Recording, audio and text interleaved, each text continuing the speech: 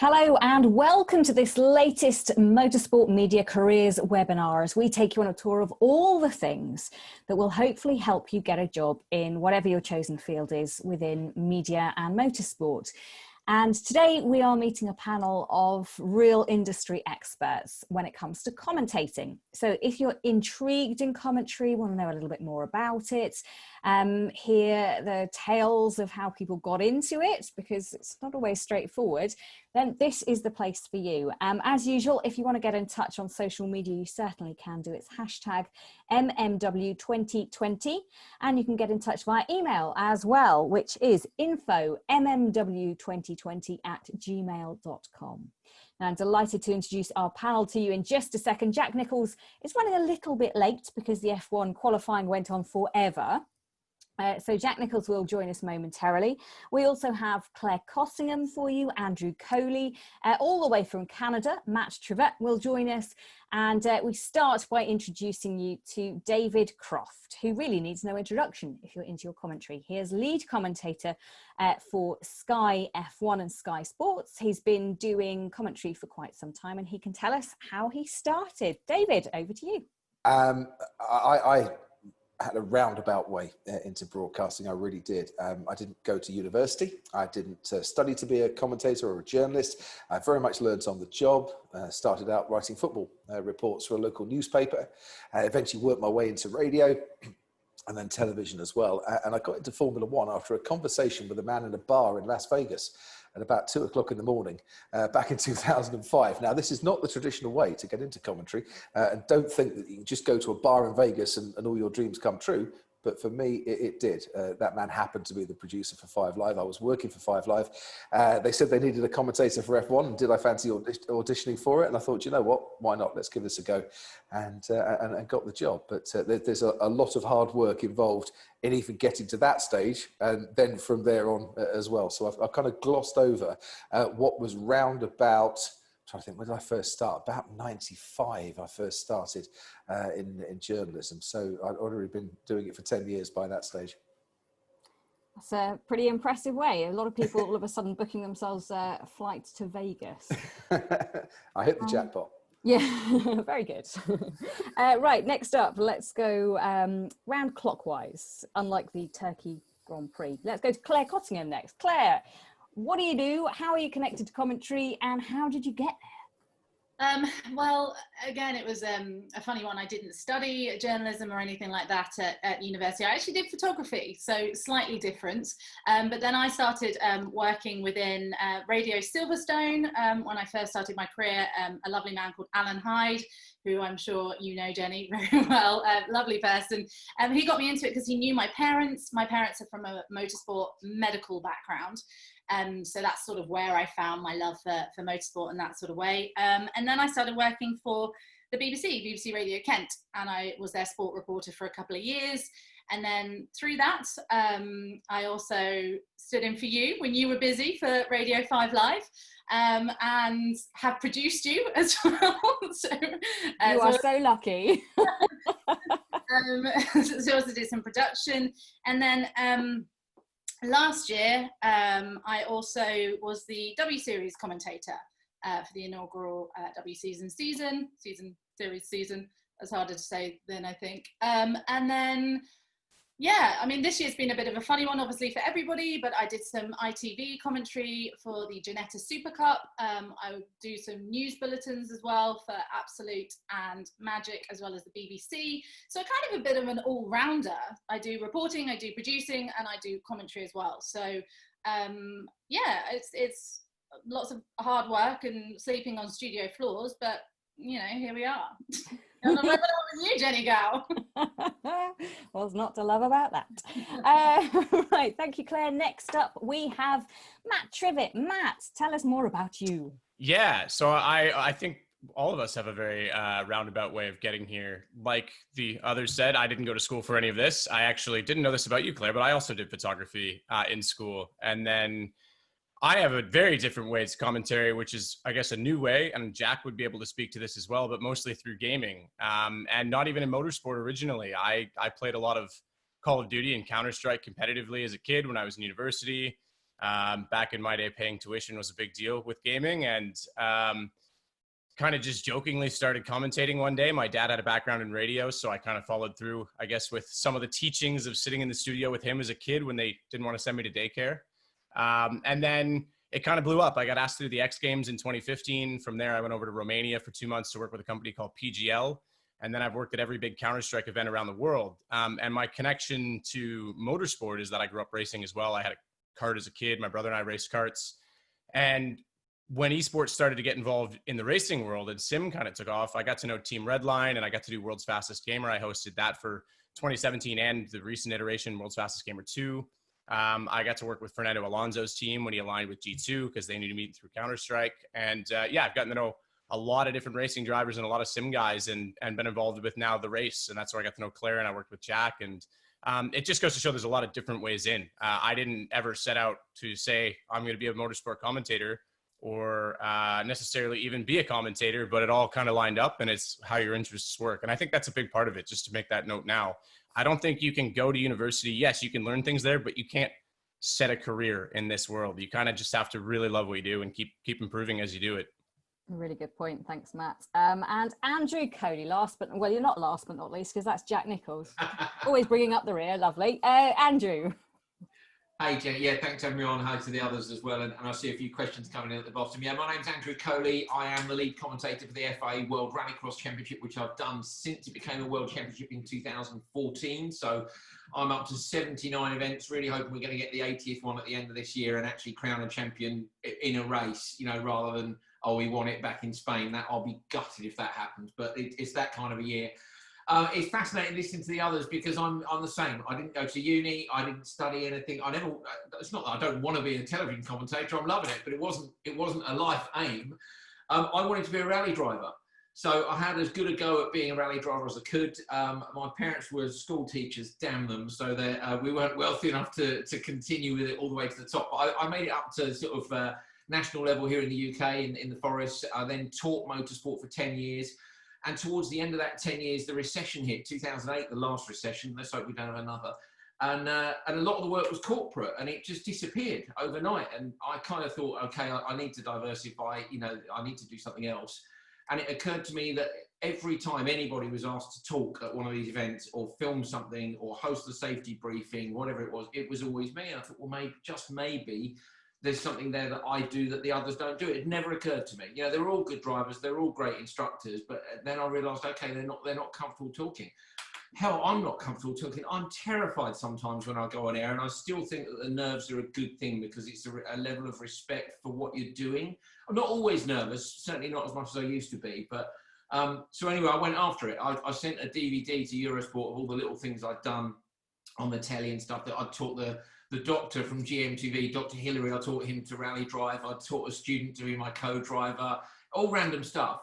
And I went and had an interview at Eurosport. And I remember the bloke said to me, he said, you've got a nice voice and you clearly know what you're talking about. He said, but I quote, you are a million miles away from a solo commentator. I thought, oh, wow, promising. So it went from there, but I just kind of forced a way in. I forced a way into that first opportunity. And I started off as the expert commentator, being an ex-rally driver, and moved on over time to be the lead commentator. I think everybody knows me really now for rallycross, but I've started with rally. And in the meantime, I did single-seaters, touring cars, Asian Le Mans series, whatever you can say yes to try and break the door down. So yeah, I feel very lucky to be doing something that I love.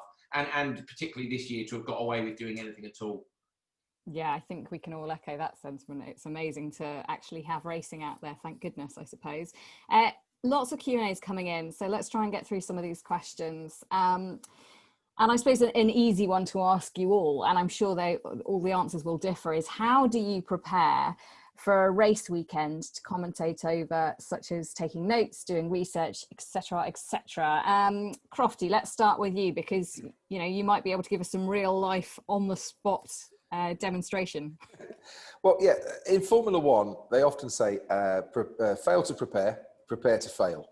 And I think that is a mantra that I've taken into my commentary career and my broadcasting career before that. So what I tend to do is I spend a couple of days going through an awful lot of notes, and then I condense them down. So I've actually got my notes right in front of me here.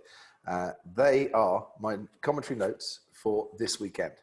And that's every single team and every single driver in really, really small handwriting as well, because I want something that fits onto 2 sides of A4.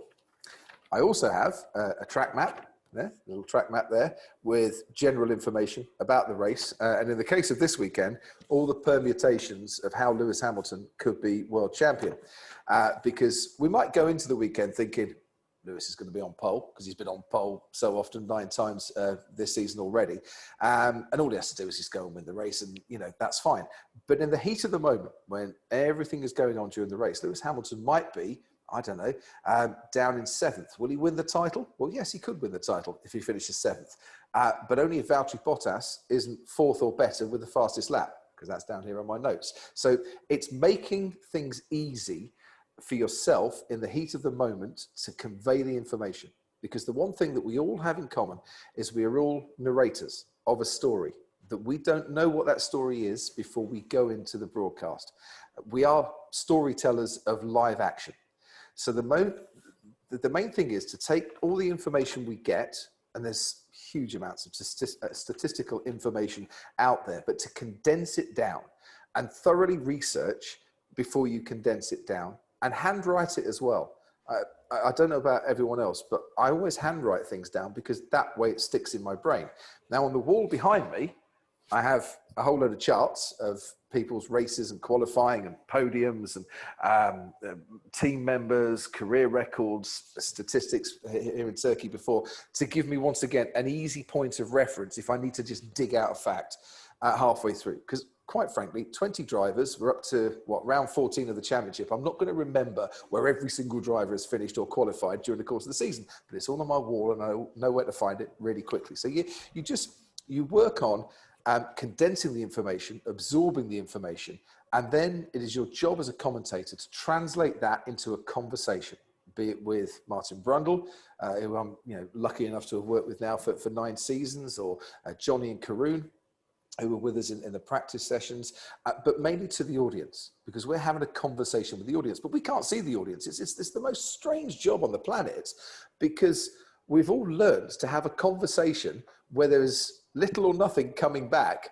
because you can't see the viewer, you can't hear the listener, you don't know what people are doing whilst they have you on in the broadcast. I always think of someone just sat in the corner knitting away and concentrating on their knitting, and then I try and excite them enough so that they put their knitting down and they take an interest in what we're doing. That's kind of my focus of the viewer, because in the main, it's one person listening on their own to the broadcast. So it doesn't matter how many millions of people around the world are listening, you're talking to one person, you're having a conversation, you're trying to keep them interested, narrate the story, and give them everything they need as a viewer or a listener to enjoy what's in front of them. And if we can do that more often than not, then we're all very happy as commentators, but it's a weird life, I tell you. It certainly is. Thanks, Profty. Jack Nicholls has managed to join us. Jack, everybody else has sort of said how they got into what they do. Nobody studied for it, unsurprisingly. Do you just want to quickly introduce yourself and tell people who might not have come across you before how you got into the role?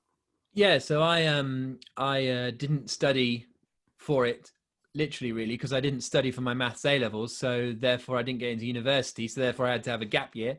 And I worked on the checkouts at Sainsbury's for a year, and I started doing some commentary at, in esports initially, but then also at local racetracks. And then I kept doing that while I was studying at university, and then it just kind of went from there, really. And now I do Formula 1 on Radio 5 Live, and I do Formula E on telly. Good stuff. Thanks, Jack. We're answering questions, so keep them coming in. Jacob Hancock has been in touch, and he said, as someone who's been commentating on sim racing for a few years, I've already found useful feedback very hard to come by. How do you get feedback as a commentator? Who wants to go on this one? Matt? Yeah, well, I can go with the esports. The Counter-Strike world, they're willing to just tweet you and tell you exactly how they feel. So you get a lot of feedback, even if you don't want it. I think one of the things that I had to learn to do is distance myself from my own bias, if that makes sense. John Cleese talked about this a lot. If you have an actor that you really like and you're new at something, you almost have to copy them at the start. It's not so much that you're plagiarizing, but you need to figure out that style.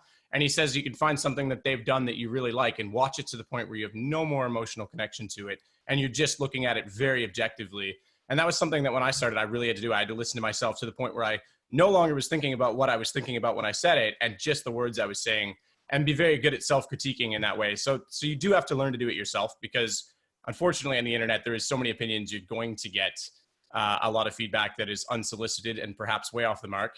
But also be willing to listen to your colleagues, because if you're working with a co-commentator, as Crofty said, with Martin Brundle, Martin's going to be able to tell Croft exactly how something worked or didn't work with him in that conversation. And your producers will also say, hey, we were trying to push maybe a narrative this way and you didn't go that way, or there's all kinds of little things you can do. The tournament organizer in Counter-Strike, or the TV producer in racing, both have sponsors that also may want to try and push a narrative, and you need to be aware of those things. So everyone you work with, whether it's the sound guy, the camera guy, the lighting guy, they'll all be able to help you. You definitely want to talk to them, but be a little weary, I think, of the internet sometimes. Andrew?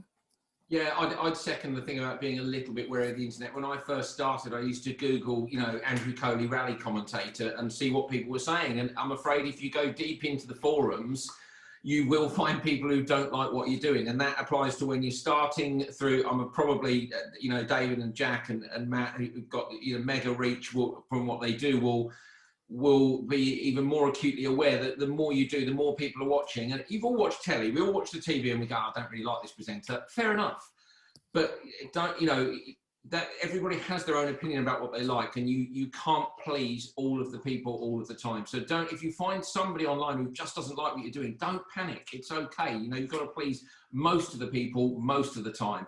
And you've certainly got to please your producers and the channel that you're working for and the championship that you work for, So and as well, they don't know what's going on. Sometimes, you watch a broadcast back, you're like, oh God, that was a nightmare, because in the background, you are treading water. There's been a power cut on some graphics machine. It's not working. The timing screen's gone off. The monitor's blown off the top of the thing. And you're just like, you're treading water. You're like, this is an absolute nightmare. And normally, if you watch the broadcast back, actually, it wasn't that bad. And that's one of the tricks, really, is try and be a swan. Even if your legs are going like mad underneath, try and carry it, even if it's all gone horribly wrong.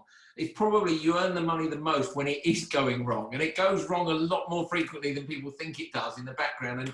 And you're still making it work. So, sometimes you'll get someone, oh, well, why didn't you say this? And it's like, well, funny enough, the producer was talking in my ear, the timing screen had gone down, the monitor I'm looking at is not a 50-inch telly like it is in your lounge, and I was dealing with about 9 other things. So it's not easy. So don't beat yourself up too badly. We all have a broadcast which was not quite as great as we thought it would like to be. And so, do you know what as well, sometimes it's just not a great race.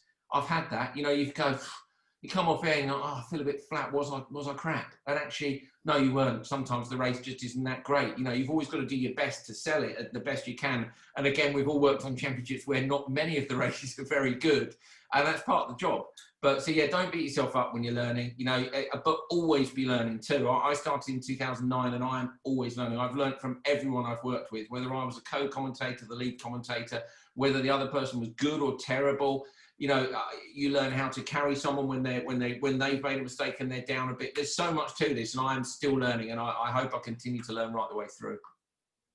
I just want to touch on what you said as well about the technical issues, because a lot of times I hear it all the time with newer commentators. They stop if their mic goes dead, if the timing screen, they'll focus on that. And a lot of times what you have to be aware is if your mic goes dead, sure, no one can hear you. Even maybe in the VOD afterwards where they're doing the local recording and they can upload that, you're dead, but they're going to turn that back on. And you want to just come in as if it's just going the whole time, because otherwise you're a deer in the headlights. So I always say when stuff fails, you just keep going. Even if everyone around you is stopped, even if everything is dead, just keep going, because they're going to fix it. So you might as well just keep doing your job. They'll figure out theirs. If I could come in on this one, and apologies, Claire, because it's kind of your turn next, but the trouble is, Jenny, you've got 5 commentators on the line here, and this could go on for days, this particular conversation. Shall I extend the Zoom session? Jack's got a fridge full of champagne. We're good to go. He might need a sleeping bag as well. With commentators, we've all got something to say. But I think, for me, learning my craft, as I did, the most important thing that I could get over to anyone who has any aspirations in broadcasting, presentation, or commentary is the ability to feel comfortable talking into a microphone, is to develop your style And there are so many ways now that you can record things yourself and listen back to them, and, you know, watch the TV and record at home, and just build up your style, but just feel comfortable having that strange conversation where the listener can't have a conversation back to you. And don't be afraid. I know we're focusing on motorsport, but don't be afraid to try other sports, to try other ways of broadcasting, other areas and genres, because you might not get the job you want in motorsport, but you might be a really good broadcaster, and you might work hard, but that little lucky break might not come your way. So always try and find another niche that you can excel at as well. I commentate on darts as well, and have done since 2002. I love darts. It's a great sport. And I get that opportunity over Christmas to go and do that. So I've got another string to my bow, but going through local radio, I commentate on all sorts of sports. I've done some of the most strange sports on the planet. Free running, world championship. You know, I know nothing about free running, but, you know, after a week and some advice from Sticky, my co-commentator, we got through it. I've commentated on horses against dogs racing against each other. Just never say no to any opportunity, but build up your familiarity behind a microphone, the comfortability of broadcasting into a microphone. If you get the opportunity, student radio, internet radio, local radio, Claire, I think, was saying that you work for the BBC. I did in local radio. I used to present a 6.5-hour sports show on a Saturday. And if it taught me one thing, it taught me the ability to fill airtime, you know, whilst I was waiting for a caller or something to happen. So hard to believe, Crofty. Exactly. Like, I'm going on now. But, you know, today we had a practice session where for the last 25 minutes, nothing happened on the track. And people quite often say, well, how do you fill the time? Well, of course you fill the time. There's always something to say. But you go back on your reservoir of knowledge and experience to know that you've done it before. In Austin, once we did it for 4 hours and nothing happened. You know, and there's always something interesting to talk about with interesting people to tell whatever narrative that is going on. Now, that's interesting that you bring us on to our next question. So Jack Pickering's been in touch. A few of you guys have all been in touch asking similar questions. So how important is it to get on with your co-commentator? Jack, I think that might have been directed at you, because obviously you have quite strong co-commentators in Dario Franchitti and Jolyon Palmer. So is it important to get on with your co-commentator, or can you pretend that you get on with your co-commentator? Does it matter? That's an interesting question. I think I'm lucky enough that I've not sort of disliked any of my co-commentators. So at least that way around, maybe they dislike me, but from me to them, it's always been all right. You get some that you get along with better and worse. I think that the difficulty is the getting on is kind of neither here nor there ultimately. I think in an ideal world, they'd be your best mate, and that would be great. But you know, Jolyon doesn't want to be my best mate, so you know, these things can't always happen. But I think the important thing is that you figure out how to work with them professionally. And I've been very lucky that I've had quite experienced people and quite easy. But sometimes you end up with a co-commentator that isn't really very sort of good at the job. They might be an amazing racing driver, but actually are quite rubbish at being a co-commentator. And those are the difficult scenarios to work through, to try and work out sort of what they need from you, whether they need questions from you, or whether they need to be, you know, very much encouraged to tell a specific story that you have in your head that you want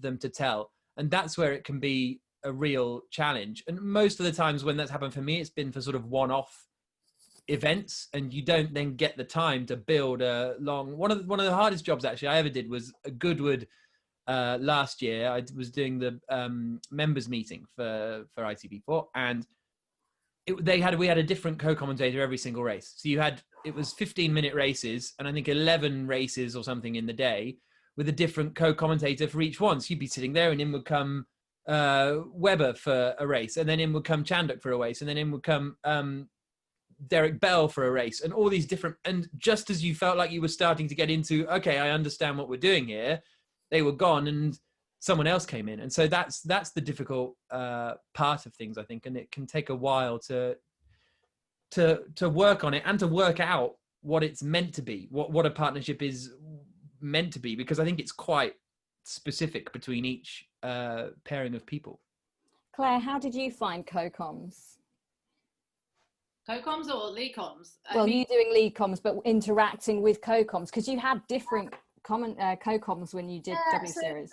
The W Series was David Coulthard and Alan McNish, and I was lucky to sort of know both of them enough to sort of be able to chat with them and say, you know, what do you want from me? But like Jack says, it's that sort of knowing what the co-coms can offer you as much as what you can offer them, because if you're asking a certain question, it might catch them out, and then it might sound a bit awkward, and so if you have the conversation before where you sort of go, do you know, like, what do you want to take? Like, do I take the crashes? Do you want to take the crashes? If I take the crash, do you then want to come in and say something off the back of it? I'll do the start, but then do you want to take it after like a couple of, you know, if you have these conversations beforehand, communication is so important in our industry, and nobody communicates. it's a great thing that we have within our whole industry, but actually communication is so important. Like if you're talking to your producer, whatever you've got in your ears, or whoever is on site as well, if you're communicating everything and everyone sort of knows where they stand, you're in such a strong position, because then you can't get caught out. And if you do get caught out, then you've had that conversation with the co-coms to help you. Even if you can't see a car, there might be the fact that someone else, your co-coms, has seen the car ahead of you, and if you say, look, if you see it, just cut over, that's fine, you know, just tell me and we can work around that. But if you're then looking at it going, I don't know what that number car is, and you're looking at your co-coms, they're like, I don't know if I can talk, and you're like, just say it, you know. If you've had that conversation beforehand, it really helps, that sort of thing. And DC and McNish were great, you know, that they know their stuff. They, you know, DC and McNish have both done F1, so they've done commentary to the highest level. So for me, coming in as a relative newbie, I guess, for W Series, and also being a female, which comes with its own fun. Don't look at the internet if you're a woman. Ever. About anything. No. So, you know, you have to have the trust, I think, in your co-coms as well. And if you can build up some sort of trust, even if it's like Jack says, they don't have to be your best friend, but if you can build up some sort of trust, then you go on air feeling a lot more confident. Andrew? Yeah, Claire's bang on with the whole thing about briefing in co-coms. I've had quite a lot of co-commentators in the World Rallycross Championship. Probably Andrew Jordan and Dan Rook have done the most, and we've had really good banter. We have got on really well. I didn't know either of them when I first met them. You know, Andrew was doing British touring cars, and we needed someone young-ish who'd done a bit of rallycross and was relevant. So I sort of got in touch with Andrew and we got him in. But you quickly come up with a system, and it varies. Of course, the more you work with someone, the less of a system you need. But I have a physical system, which is if you want to interrupt me, put your hand on my shoulder. Okay, maybe not in COVID. Put your hand on my shoulder, and I will shut up immediately if you do that. If you put your hand on my shoulder, I will be quiet right now. So be ready to come in immediately with what you're going to say, and it better be a puncture or something that's absolutely critical. Not that the guy in 8th place has just done a fastest sector time. Who cares? You know, the narrative is the punchy, fun stuff that's happening at the front. So we have a system like that. You know, I take starts and finishes, and then it also depends on the confidence of your co-coms. So some of mine I've had to teach to be co-commentators. So they've never done any telly at all. And they don't want to do a count, like someone's counting 10, 9, and 5, 4, and they're like, and you don't need that. So, but as they grow in confidence, I'm like, no, you take the count, because then their confidence comes up. You want them to be confident. So I'll be, if we're down to 5, don't wrap up. I can't say anything in 4 seconds. Just carry on. You'll be all right. And it builds their confidence. It's very much a team thing. I remember the first time I came back from an advert break. I won't name the lead commentator, but it was Race of Champions, and we'd been on air for 3 hours. And Croft, you mentioned this before we started this. He had to take a bathroom break. Well, I'd never come back from an advert break. I'm the co-commentator. He goes, "You're going to have to take it." And he disappears off. And I'm, well, welcome back to Beijing, Michael Schumacher. And I was like, wow, I can come back from an advert break, you know. And I do think as well that being the co-commentator really helped me, because before I became the lead, because I'd have something I desperately wanted to say. And us lead commentators, we're hard to shut up. You know, we go on too much. And I'm sorry, I know, I will be quiet. And I definitely wanted to say something. And so I was aware when I became the lead commentator, I might well know what the issue is. 9 times out of 10, we do know what the problem is with the car because we've done it for a long time, but they don't want to hear it from me. They want to hear it from the driver, you know, Martin Brundle, Dan Rook, Dario Franchitti, whoever it is. So you might know what the thing is. That's the key, is ask the right question of the expert so they come back with what you want from them. And I found, having been the expert, knowing not, you know, what I wanted to be asked, that really helped me when I became the lead commentator. Correct.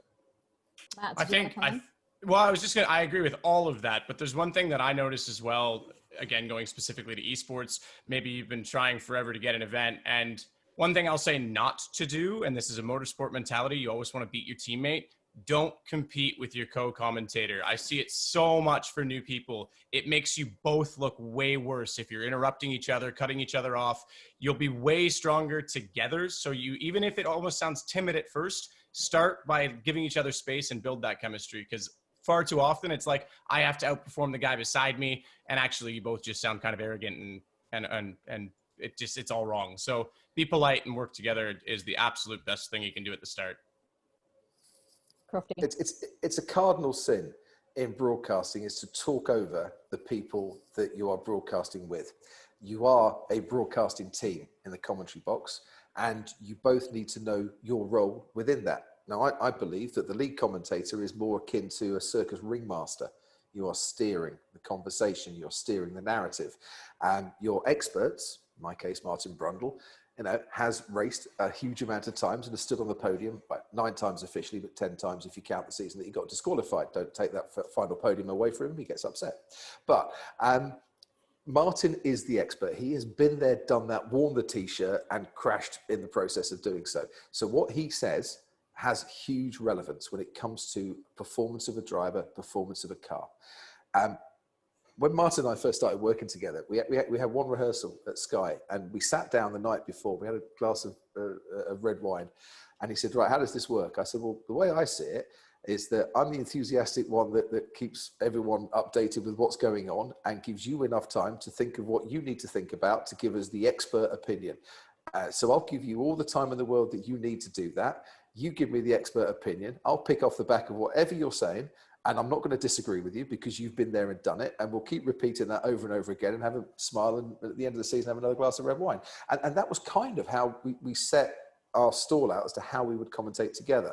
And it's pretty much been that ever since. Occasionally, Martin will break into a bit of commentary because he's done lead commentary himself. But in that moment, you get excited. It's happening in front of him. He's talking. Go ahead, do it. You know, I'm not going to get precious about that. You know, there's plenty more opportunities for me to get excited later on. But you are a team. You don't talk over each other. You don't have a row with each other. You can disagree, and you can ask the question. But at the end of the day, Martin's the expert. You know, when it comes to driving, not me. I've done 3 laps. He's done a few more than that. Right, we've got to get through some of these questions because there are a lot of them. And I suppose the whole crux of this webinar is to help people try and get into the industry. So Bradley Chambers, not alone in asking this, but I've been commentating esport races on the F1 games for different leagues for the last few years. I'm 18 now and wanting to see if I can branch into more professional avenues. Any suggestions on where I go next? Matt, should we come to you? Because esports is kind of your area, I suppose. Yeah, and Jack would be more akin to just the sim racing aspect of it, but I always say never say no to an opportunity. Do as much as you can, even if it means you want to cast on your own channel, start a Twitch, get things going, get people behind it. Eventually, you'll have enough of a library, you can build a demo reel, and you know, there's going to be lots of opportunities in esports and sim racing in the next few years. We already saw COVID really highlight how, you know, how much is possible with it, with that whole genre, and with, you know, within that small niche as it is now, it's going to explode. So keep looking for the opportunities. Watch the iRacing pages, check the forums, check there's sim racing groups all over Facebook and Reddit. There's lots of stuff and lots of races. Even my local real life racing series has a sim series now, and they want someone to commentate that. Just do it all. Get going, get started, and get that library built up. And then when you see that opportunity, don't be scared to get your name out there and have that demo reel ready. Yeah, that's the thing, is you got to send stuff to people. That's the key part of it. It's all very well having your demo reel on your Twitter page, but no one's sort of scrolling through Twitter searching for commentators. Like maybe they'll stumble across you or something like that, but you've got to have everything ready to send to people. So if you're, you know, if you've just turned 18, if you're in the UK, then you start messaging or emailing local race circuits or your local kart track or your local whatever to get on to see if you can have a go there. And, you know, can I come along and do one race on the public address system alongside, because that's how I started, was alongside a more experienced commentator. They're like, okay, you do this Formula Ford 1600 race, so you know, you do it and you work with them, and then they can give you feedback, and then you build up from there. But you can't wait for things. No one's going to come to you with opportunities. You've got to search for them, really. And you'll probably send loads of emails and get no replies, or loads and get one reply, or, you know, it's a sort of it's not a very high return ratio starting trying to do this, but that's the only way to get there, is you have to put yourself out there. If you're interested, by the way, and you want to take a look at the PR and comms webinar we did, then they're really good at telling you like how to appeal to teams. If you're interested in trying to send emails, have a look at that webinar, because it will be really helpful to you. Claire? No, I was just going to sort of follow up on that point, because I think, especially in like recent times, we see a lot of influencers and things like that coming out and getting jobs in very different ways. And I think it's really important to sort of do exactly what Jack says. You've just got to like hammer. You've just literally, and it feels like you're bugging people. And I get that, like you just email again and again, and you're just like, nobody replies. And then eventually 3 years later, some person's like, oh, hi. And you're like, 5 emails later, 6 years or something, you know? And eventually, you know, as long as you're not badgering people, but it is important to get your name out there, and it is important to try and talk to as many people as you can, go to events if you can, you know, meet people for coffee when we can again, things like that, I think are really important. And especially now that we can all do this so much easier as well, like it's a really great way to just actually like ring people and have a chat with people. Just a quick note on something I think earlier as well we were talking about, and I think, Crofty, you said it was about going and doing other things as well and making sure that you have transferable skills. Things like the BBC are brilliant for that. If you email like an editor, a sport editor for a local radio, and you just go and sit and watch like a local team, non-league, and just pick up, you can just sit there and just do some commentary to yourself, do it in your phone, and then listen back. And then you can even, you know, if you start getting friendly with like any editors or whatever, you can just send it to them and ask them for a bit of feedback. You'll be surprised the amount of people that want to help and the amount of people that will give you feedback. But the more you do it, the more you'll be able to move yourself forward. But I think it can seem quite scary. And I remember, especially for me, like when I started going and sitting in football matches, I was surrounded by all these fans and people that knew the teams, and I didn't know the teams as well because I'd not come from Kent and all this sort of stuff. But if I'd like sat there and just talked, no one would have cared around me, and I would have just picked up those skills quicker. So if I could go back, I would have gone and done that again. So if you can go and commentate and live commentate, or even just to the telly and do it on your phone, I just think that's really important. And listen back, because it's horrendous to listen back the first few times. Like you're just like, my voice sounds horrible all the time.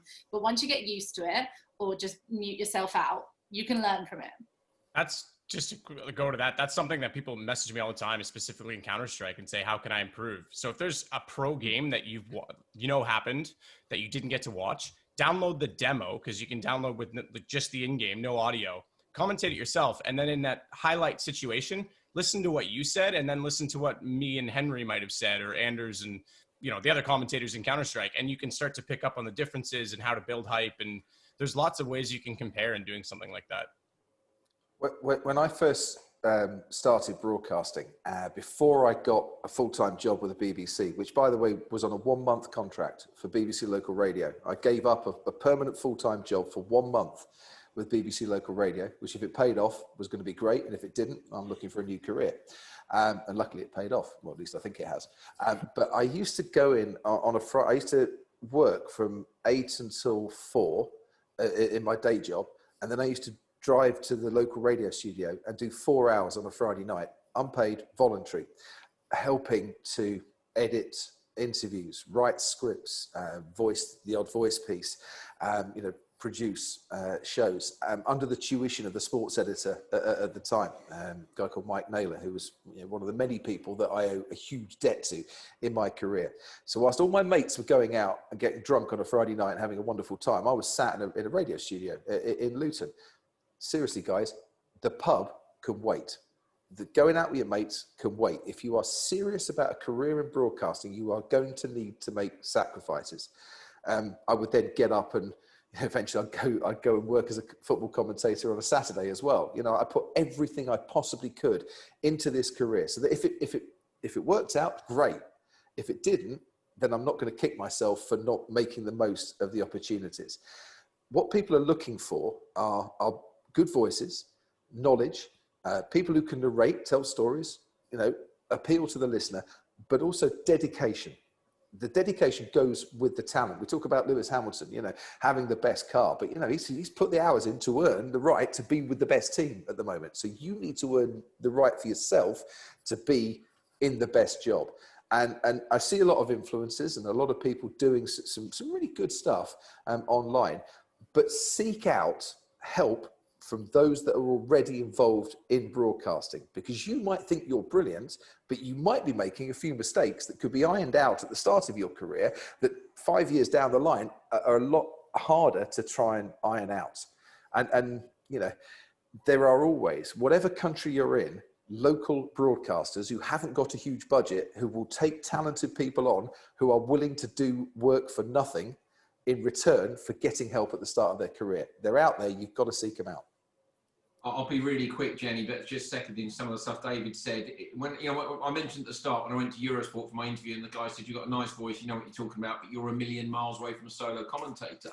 He said, "We don't have any money to train you. We don't have a training scheme."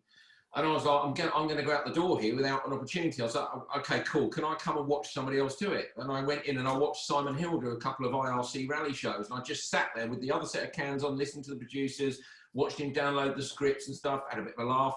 And then I went in twice more, all unpaid, and I was the co-commentator. And I must have said about 8 words. I remember the first thing I said on air in May 2009 was something about Chris Meek and his damper testing in the Peugeot 207.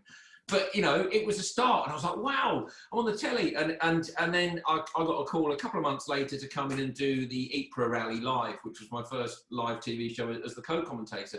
But if I hadn't gone and said, I'll come up there 4 times for nothing, the same is true of Goodwood. I went and did Goodwood's Media Day. I'd been banging on at Goodwood Festival Speed for ages. And I went and did their Media Day for nothing up on the rally stage. And I said, if you like what I do, though, you've got to pay me if I come back and do it. And I think I did the rally commentary on the stage there for 3 years, and ITV's hill climb commentary as a result of it for 5 years. But again, you've got to go and put yourself out there and never do something for free more than once. You go to do something for free if you like to get a foot in the door. Let me prove to you that I maybe more than once Eurosport, okay, 4 times. But you see what I mean? You don't let them mug you, but likewise, you need to find a way into it. And David's right as well about commitment. I missed my co-driver's wedding, which I still feel terrible about. I've missed my wife's birthday. You have to miss stuff which other people get to go to. It sucks when someone sends you an invitation to their wedding and you go, I can't come. And they're like, what do you mean? It's in October. It's like, I've got the calendar.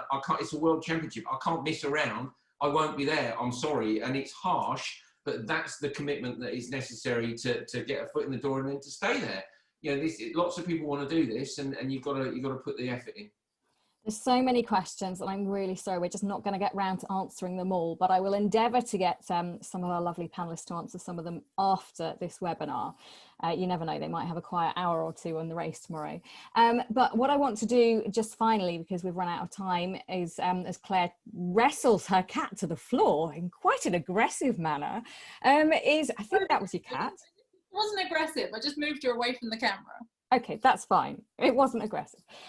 Is just ask each of you for, I suppose, one final thought, whether it be advice or a tip or something interesting that you want to try and impart on our participants. So we'll go around the room again, and that means we'll go much like turkey counterclockwise this time, and we'll start with Matt. Yeah, I think the biggest takeaway is, as I've been said a few times, never say no to an opportunity. Do as much as you can. And as Croft said, you may not get that one opportunity in exactly the career that you want, say F1, but there's lots of other, even in motorsports, series available that you can commentate on, and other sports. And the reason that is also important is maybe you will get that opportunity down the road, but take influence from other things. I mean, if I only listened to commentators commentating on the same thing that I do, we would become an echo chamber. So be willing to learn in anywhere you can, whether it's radio, TV, sports, even Alex Trebek, rest in peace, hosting Jeopardy. He was so good at getting information out of people and getting their personality. You can learn anywhere from people on camera. So yeah, be willing to put in the hours, work as hard as you can, and look for little tidbits anywhere. Matt, thank you very much, and congratulations on Canada being so successful in Formula One today. Celebrate it where you can. I can't tell you the amount of puns that we were coming up with. It was shocking, but pole on Stroll was an easy one. Claire, what would you like to leave our viewers with? I think it's mostly what we've been saying, really. I think it's very important to not put so much pressure on yourself, because you can get caught in your own thoughts. I think if you get a bit too, if you think about things too much in terms of whether it's your first time on air, when nerves are fine, like nerves are great. If you don't get nerves, then you're not doing the right job. But if you pile pressure on yourself, then it's harder to be the best version of yourself. And I think also it's really important to find your own voice. I mean, I agree with everyone here saying, watch other people, learn and pick up skills from other people. But, you know, if I watched everybody and then was just the next person that was already that person, then it doesn't really work. You need to find your own voice. You need to find your own personality and not be afraid to show your personality. I think a lot of commentators sometimes are afraid to be themselves. And I think it's, for me personally, I enjoy listening to people's personalities. So if you can do it in a professional manner, then great. And just email everybody, just email them now. Anybody that's sitting on that list that says, you know, must do this tomorrow, just email them right now. Crofty. Sorry, I had my mic turned off. Listen, not listen, but listen as much as you possibly drink out then. as much as you possibly can, for a job that is about speaking and communicating and broadcasting. The most important aspect of our job is to listen to what your co-commentator is saying, or to the advice that you are given. And more importantly, at the start of your career as well, as your career goes on, listen to yourself. Listen to how you sound, because we all think we sound a lot different to how we come across. Listen with headphones on and really pick up what's good about your voice and what's good about your style, and more importantly, what's bad about your style as well. Be self-critical, be self-analytical, to the extent that you sometimes feel that you're a bit intense on that, but you have to listen to how you are and seek people's advice to help you listen as well. But with that, believe in yourself, because there are a lot of people out there that will tell you you're rubbish when you don't believe that you are. And if you work hard at not being rubbish, then you can prove all those people wrong. I was once told when I joined BBC 5 Live that I would never make it as a broadcaster at BBC Radio 5 Live and National Radio because I just wasn't their sort of broadcaster. I said, okay, fine, I'll take that on board. Have you ever heard me broadcast? And this manager said, no, I haven't. I said, well, in which case then, I'd like to prove you wrong because I'm not quite sure how you're making that judgment. I was a little bit cocky and I got away with it. But listen, believe in yourself, and take every available opportunity that comes your way with hard work and dedication. And keep your fingers crossed that you get a lucky break one day, because the lucky break comes through the hard work, and it will come if you believe in yourself. Crofty, have you got to get on a bus now, or are you called to stay on for the last two answers? I've got 10 minutes, yeah. And then, you know, you can travel around the world at the back of a bus. It's great. The glamour, it never ends. Jack? Exactly. My thing that I always try to keep in mind is that only my mum is watching because I'm commentating. Everybody else is watching because they want to watch the sport. And I agree with Claire that sort of personality and stuff is important, and being yourself on air is quite important, and all of that. But you've got to try, and it's very difficult to do. You have to try to not let it be about you, even though you say, hello, everybody, welcome. You then talk for however long the broadcast is. You thank everybody and say goodbye. like you're doing a sort of stand-up show or a music gig or something, you know, you're the kind of lead person, the kind of front man a lot of the time, or front woman. I was obviously just specifically talking about me. And so it's sometimes difficult to forget that actually, difficult to remember that actually everyone's just watching for the sport, and your job is to make the people at home enjoy the sport, not to make them like you, or whether they like you or not is irrelevant. Yeah, okay, it's nice if they like you, and yeah, when, you know, it goes both ways when you Google yourself, and some people like you and some people hate you, and it's like, okay, you know, but it isn't about that. It's about the sport. Your mum's the only one watching if you're specifically to watch you. My mum stopped watching or listening to me a long time ago. She can't. Well, take that advice on board, Jen. Yeah. Andrew. I mean, everybody said already, go after it. You know, do go after it. I get emails from people and they say, oh, Andrew, can you look at this thing I've done? Or can you give me some advice on this? And I always respond. Maybe not immediately, because sometimes I'm busy, but I always respond, because I'm like, you know what? Fair play. You've dug out my email address from somewhere, and it's pretty well hidden these days, you know, and I'm like, okay, good on you. They, you know, they tweet me and I'm like, yeah, go on then. Okay. I try really hard with that. So, you know, I have a lot of respect for people who go for it. So go for it. Like everybody has told a story about how somebody said no. And when somebody says no to me, I'm like, all right, fair go. Then we'll see how I'm going to get around your no. Now, you know, sometimes that means going to the promoter instead of to the channel, or to the producer instead of to something else. You know, it can be a bit sneaky, but why not? Go for it. You know, if someone says no, like Croft said about proving someone wrong. Okay, I'll prove you wrong. I take quite a lot of energy from trying to prove people wrong. Enjoy it. Like, at first I was so terrified of getting it wrong, or being away from home, or, oh, you know, I can't wait till I'm finished on Sunday and it's all gone okay. No, enjoy it. Enjoy the pressure, like revel in it. It's a rush. It's the only thing that's come close to rally driving, and I still wish I was a rally driver. If I win the lottery, I'll be at the back in Rallycross, and I don't care how bad I am. I can't wait to get back in a car. But as it goes, I'll take commentating on it because it's brilliant. So enjoy it. It's just such a great job. Enjoy it all. Like, if it goes wrong, that's all right. Like, things go wrong sometimes. Enjoy it. And don't forget as well, you're part of a team. Like, there are a bunch of people, depending on, F1's got a massive broadcast team. Rallycross is much smaller. You're the point man or point woman. And so you carry a lot of responsibility. If you are not very good, a lot of people will think the broadcast is not very good. And there are 50 people behind you working just as hard as you are. So yeah, you're the point man, but, you know, revel in that pressure. Go for it. There's a dude up a camera crane in the pouring rain in 50-mile-an-hour winds, you know, up at the hairpin. Like, man, that's hard work. So like, do the best job you can for the whole team. Like, it's very much teamwork. You might be the one that people see or hear at home, but there's a big team of people behind you. So, you know, enjoy it, get after it, go for it. I love this job. So there we go. Hopefully this webinar has been useful to you. If you want to go online and tweet about it, you can. It's hashtag MMW2020. My thanks to Matt, to Claire, to Crofty, to Jack, to Andrew for your time and your advice as well. And have good commentaries the next time you do it. Enjoy whatever you are up to next. And thank you for your time. Bye-bye for now. Take care. Thank you. Good luck.